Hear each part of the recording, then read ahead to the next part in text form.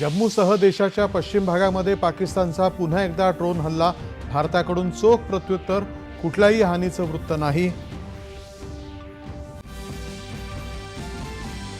पंतप्रधानांनी संरक्षण मंत्री आणि सैन्यदल प्रमुखांसोबत उच्चस्तरीय बैठकीमध्ये देशाच्या सुरक्षा व्यवस्थेचा पुन्हा एकदा घेतला आढावा। आंतरराष्ट्रीय नाणेनिधीनं पाकिस्तानसाठी विशेष कर्ज योजनेचा केला विचार। या निधीचा दहशतवादासाठी वापर होऊ शकेल, भारतानं व्यक्त केली चिंता। पाकिस्ताननं काल मध्यरात्री भारताच्या पश्चिम भागात 36 ठिकाणी केलेल्या हल्ल्यामध्ये भारतीय लष्करी तळांसह शहरं आणि नागरी पायाभूत सुविधांना केलं लक्ष्य।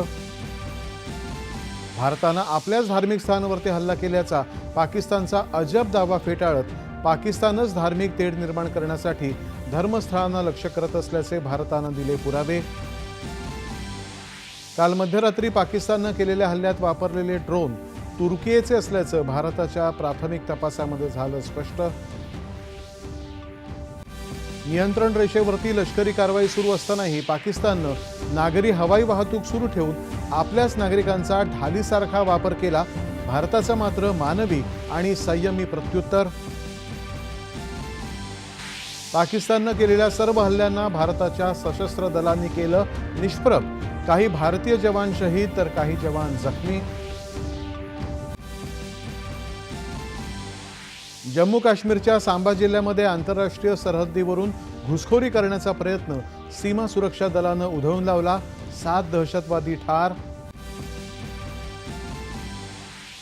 आपत्कालीन परिस्थिती उद्भवल्यास बँकिंग आणि इतर वित्तीय संस्थांनी सज्ज राहावं। डिजिटल आणि प्रत्यक्ष वित्तीय सेवा सुरळीत ठेवण्याचे निर्मला सीतारामन यांचे निर्देश।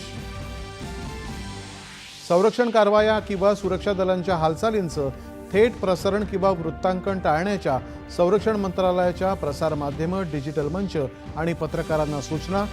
आणि मुंबई मेट्रो 3 ॲक्वालाईनच्या BKC मेट्रो स्थानक ते आचार्य अत्रे मेट्रो स्थानकापर्यंतच्या दुसऱ्या टप्प्याचा मुख्यमंत्री आणि उपमुख्यमंत्र्यांच्या उपस्थितीत शुभारंभ।